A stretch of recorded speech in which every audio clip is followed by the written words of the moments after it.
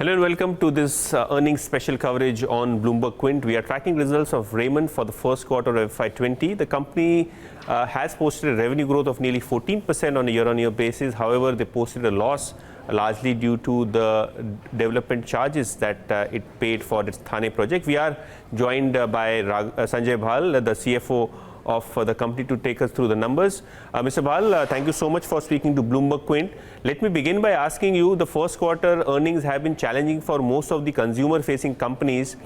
Can you tell us how did your fabric business and the core business perform during the quarter, and if you could provide us an outlook as to how do you see the sentiments of the consumers moving ahead in terms of spending and growth? Yeah, so as you mentioned, the situation has been fairly challenging in this quarter. So the macroeconomic situation has changed completely to what we saw last year. Clearly, the sentiment is very subdued. Consumer discretionary spend has slowed down. Liquidity crunch is impacting trade channels, both wholesale and retail trade channels, and the MSME sector is impacted. And this results in lower secondary sales. And this is the headwind that we have seen across our business portfolio. So we have registered a fairly strong revenue growth, but the quality of the growth has resulted in impacting margin, because the lower value products have sold more than the higher value products in this quarter in the suiting business, which has resulted in lower margins in suiting.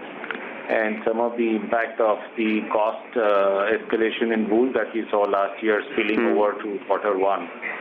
So those have resulted in margin drops as well. Our branded apparel business is the bright spot in this quarter. Good growth across our power brands, also in good growth in our ethnic category expansion that we did last year. Margins have improved as well. We've been maintaining positive EBITDA margins for some time now. This first quarter is a good start to the year as far as margins are concerned. But the other businesses have also been impacted. Our engineering business was impacted due to, again, portfolio mix changes in the businesses. And that has resulted in lower margins and consequently spilling over to the net profit, adverse net profit as well. And Sanjay, if you can provide some qualitative data for the branded apparel business, there we have seen some growth, but are your store addition plans on track despite the fact that there has been some slowdown? So on the same store sales growth, it's been flat. So on a like-for-like basis, flat growth. However, because of expansions that we have done across our channels, we have registered a revenue growth there. So we've seen 7% growth in our EBO network. We've seen very aggressive growth in the MBO expansion that we have undertaken. So we've got revenue growth coming in from our MBO channel.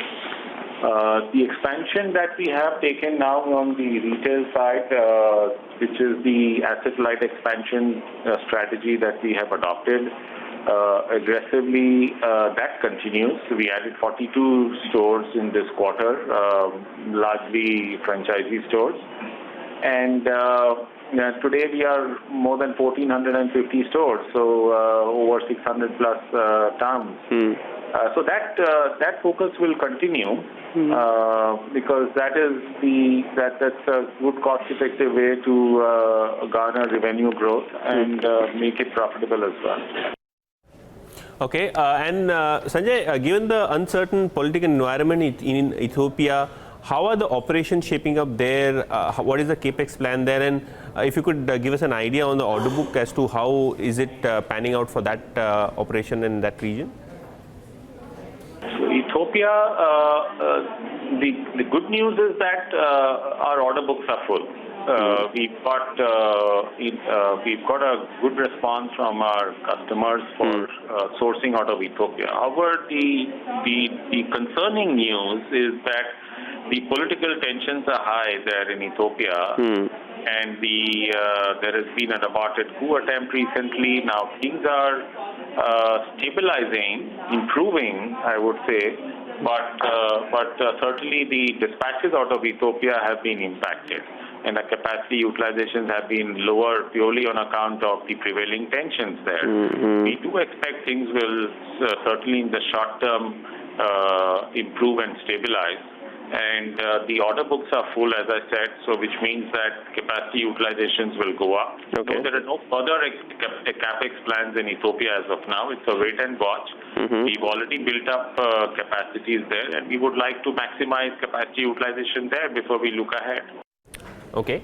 And Sanjay, final question on the real estate business. Because of the development charges, there was a one-time loss in the quarter. But how do you see, cash flows moving from that business? What is the kind of investment outlay that the company will have to give out as its share for, the project at Thane land? So real estate has got off to a very good start, I would say. Since the launch last year, end of last year, we launched the project. And since then, the sales velocity has been extremely positive. As we speak, we have more than 600 plus booking with registrations over 400. So the collections have been good. Our construction has been ahead of our plan. Okay. So this quarter, the business delivered a positive EBITDA of 9 crores in real estate. So, and going forward, there is no further investment that they'll require in terms of cash infusion, because the business is now, construction has started, sales velocity has been high, so it will be on a self-funded basis for the future. Okay, thank you so much, Mr. Bar, for taking us through the earnings. So that was the management of Raymond. Thanks for watching and tuning into Bloomberg Quint.